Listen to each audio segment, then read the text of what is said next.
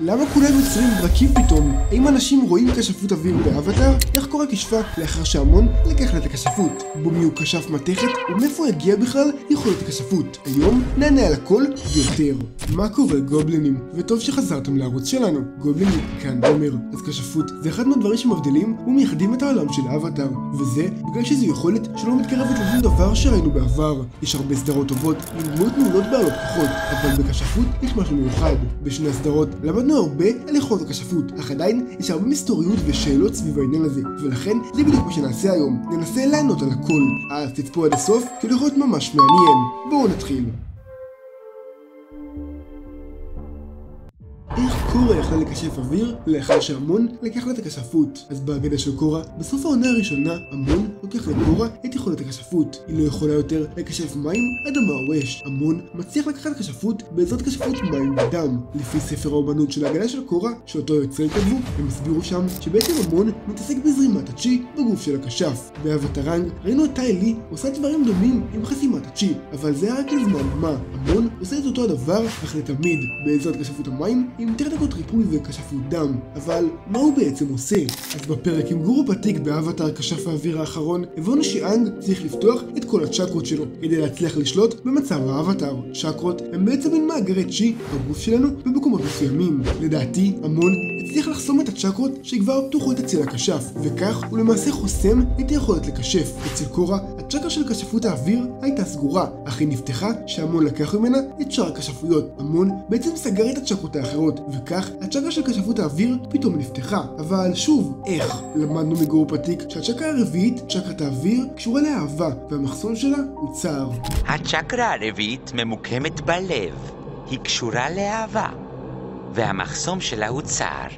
עכשיו, כל זה ממש הגיוני. מה שעוצר את קורה מלפתוח את הצ'קרה הזו וכביכול ללמוד כשפות אוויר הוא הפחד שלה מהמון. פחד מלאבד את יכולת כשפות. היא יותר מדי קשורה לעולם החומרי, אבל לאחר שהיא עברה צער ובכך איבדה את שאר הכשפויות, צ'קרת האוויר בעצם נפתחה. דבר נוסף הוא שהצ'קרה הזו מונעת מאהבה, וגם זה מתחבר. באותו הזמן קורה הייתה מאוהבת במאקו, ולכן לפי שהמון לוקח לו את הכשפות, קורה מצליחה לעשות כשפות אוויר. שוב, כל העניין הזה הוא רעיוני, אבל זו רק דעתי. מה אתם חושבים? בואו נמשיך. למה יש הרבה דמויות שיודעות לעשות כשפות ברקים בהגדה של קורה? באבטר כשף האוויר האחרון אנחנו מכירים רק 3 דמויות שיודעות ליצור ברק, אזדולה, אוזאי ודוד דירו. אנג וצוקו מלמדים להחזיר ברק, אך מעולם לא ראינו אותם יוצרים אחד.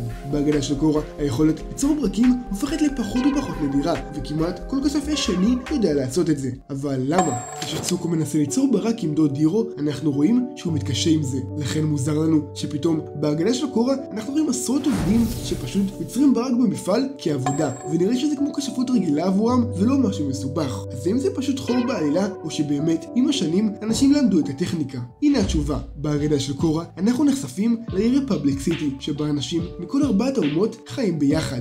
לאחר 100 שנים אנג וצוקו חשפו הרבה מהידע שהוסתר בארמון אומת האש לשאר העולם, וסביר להניח שגם עניין למידת יצירת הברק נחשף גם כן. אחרי הכל, תחשבו כמה קטרה למדה במגילת כשפות מים אחת פשוטה. האם כשפות זה קסם?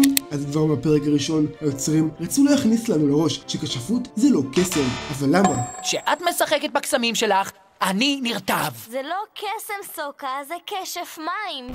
כשפות זה הרבה מעבר לקסם, זו טכניקת לחימה נפרדת לכל אלמנט. למדנו בסדרה שהיכולת הזו משתנה בהתאם למצב הפיזי שלך או למצב הרגשי שלך, וברגע שחושבים על כשפות כאל קסם, צורת הסדרה משתנה והיוצרים לא רצו בזה. תעשה את זה שוב. לא קסם, זה כשף אוויר. כשפות קשורה לאישיות שלך, לתרבות שממנה באת, זה ממש דרך חיים. זה לא סתם תנועות ידיים וקסמים, זו אומנות שלמה, ולכן כל מה שהנושא עולה, היוצרים מבהירים. אין קשר בין כשפות לבין קסם. It's not magic, it's something that's earned. It's something that's learned. האם כשפי אש יכולים לקשף עשן? אז בהקרים של האבטר, לכשפויות מים ואדמה יש אפשרות לקשף חומרים במצב מוצק ונוזל. אצל כשפות המים, כשפי המים מקשפים מים שהם נוזלים ובקרח שהוא מוצק. אצל כשפי האדמה, האדמה היא הדבר המוצק ולבה היא הנוזלית. לכשפויות אוויר ואש נראה שאין את האופציה הזו, אבל בגלל סטילה מסוימת בסדרה, השאלה של האם כשפי אש יכולים לקשף עשן נובעת. אז בואו נענה עליה. באבטר כשף האוויר האחרון, בסצנה שרוקו מת, אנחנו רואים את סוזין כמה דקות לפני עוזר לרוקו תראו עם הר הגעש המתפרץ, ורואים את סוזין מוציא עשן מהידיים. אז האם יש דבר כזה כשפות עשן? התשובה היא לא. כבר כשפי האוויר הם אלו שיכולים להזיז עשן, כי זה חלק מהאוויר שברוח. מה שסוזין עשה באותו הסצנה זה העברת חום. הוא מושך בעזרת כשפות האש את החום מהר הגעש ומוציא אותו לאוויר הפתוח. לכן גם עלה במתעדה, הוא מקשף את החום, לא את העשן. ואת זה אנחנו כן יודעים שכשפי האש יכולים לעשות, כאשר גם ראינו בעבר את דוד דירו מחמם את הידים של התה שלו. וזה בדיוק מה שקורה עם סוזין, רק הפוך, במקום לחמם, סוזין מקרר. כמובן שאם היה כשף לבה באזור, המצב היה הרבה יותר קל. האם כשפות מתכת כבר הייתה קיימת לפני תוף בגלל בומי? אז זו סצנה שיכולה להטות עם הפרק שצוות אבטאר נפגשים עם בומי ושאר הלוץ הלבן. שם הם שואלים את בומי איך הוא הצליח לברוח מאומשו. איך הצלחת לברוח מהמאסר שלך באומשו? הייתי לי שם באומשו, מחכה שהרגע הנכון יגיע. בומי מספר להם את הסיפור ואנחנו רואים פלשבק. בומי כלוא במין כלוב אנושי כזה ממתכת ורק הראש שלו בחוץ, אך בכל זאת הוא מצליח לקשף. כנראה שזה בלבל חלק מכם, אבל בסצנה הזו אין כשפות מתכת, יש פשוט כשף אדמה ממש מוכשר. בומי בעצם כשף אדמה בעזרת הראש וסוג של בעזרת המחשבה. הוא גרם לסלעים ולאבנים להתנגש בעוצמה בכלוב שלו, וכך הכלוב נשבר ובומי נמלט. שוב, שום כשפות מתכת, אלא פשוט כשף אדמה עוצמתי. האם אפשר לראות כשפות אוויר באבטאר? אז השאלה הזו היא שאלה פופולרית שלא ראינו באמת תשובה רשמית לה, לכן החלטנו לחקור טיפה יותר. יש הטוענים שהדמויות בסדרה רואות את הכשפות, ויש כאלה שטוענים שרק אנחנו הצופים מסוגלים לראות את האוויר. אבל בואו נעבור להוכחות. אז בפרק העיוורת הקטנה, אנג מקשף האוויר לעבר תוף, מה שגורם לה לעוף מהזירה. אנחנו כמובן רואים את האוויר, אך מגלים ששאר האנשים לא. אני אומר לך, גוש הסלע עמד ממש שם. ראיתי את הילד תוקף, אבל לא הייתה כשפות אדמה. שום דבר לא פגע בה. העיוורת הקטנה נפלה מהזירה. היא בטח עשתה את זה בכוונה והתחלקה בכסף עם הילד. מה שמוזר, כי באחד הפרקים, בעונה הראשונה שהצוות משחרר את כשפי האדמה מהכלא, האנג יוצר מין תותח טורנדו כזה, וקטרה וסוקה מניחים בפנים סלעים. עכשיו, אין סיכוי שהם לא ראו את זה, אחרת איך הם ידעו להניח את הסלעים? מה שעוד יותר מוזר, שבאותו הפרק, זמן קצר לפני, צוות עבד על חיילי אוגדת האש, שקטרה מקשפת אדמה, והם עשו את זה בעזרת כשפות אוויר, והחיילים לא ראו את הכשפות. הלמור הזה הוא כשף אדמה. לא טיפש אחד, זאת הנערה!